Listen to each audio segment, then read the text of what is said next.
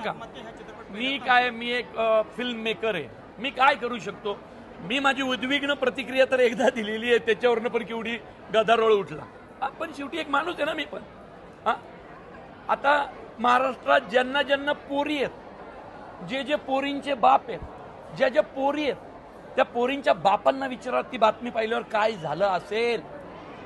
तर एक film maker म्हणून मी एकच गोष्ट करेल, मी एखादा तरी देऊळबंदचे जे 11 भाग वाणी साहेबांनी डिक्लेअर केले आत्ताच सांगतो, एखाद्या भागात या अशा नरा धमांना चेचायला स्वतः आता स्वामींनाच यावं लागेल, एवढंच सांगतो तुम्हाला. आणि तिथं त्याच्यात कायदा बिदा असं काही नसेल, कारण ज्यावेळी स्वामी शिक्षा द्यायला उतरतात त्यावेळी स्वामींची शिक्षा भयानक असते.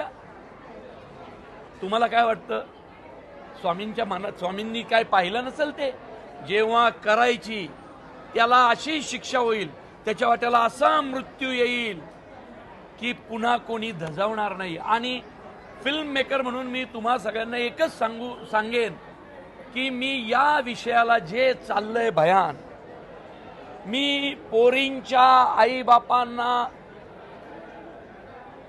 एक आशेचा किरण देण्यासाठी असा एखादा चित्रपट बनवेन की त्या नराधमांना असे मृत्यू दिसतील त्या चित्रपटात की ते पाहून पुन्हा कुणी असं करण्याची हिम्मत करणार नाही. जसं मुळशी पॅटर्न नंतर शेतकऱ्यांच्या जमिनी धाक धपटशाने घेणं बंद झालं, कुणी काही म्हणा, पण मुळशी पॅटर्ननी शेतकऱ्याला खडबडून जागं केलं.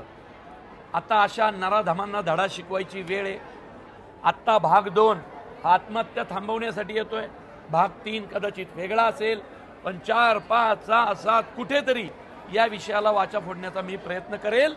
माझ्या त्या भगिनींसाठी, माझ्या त्या पुतण्यांसाठी की ज्या अशा अत्याचाराला बळी पडले आहेत. माणूस म्हणून खूप आपण कमी पडलोय सगळेच जण. आपण प्रयत्न करू आपापल्या क्षेत्रात याला वाचा फोडण्याची.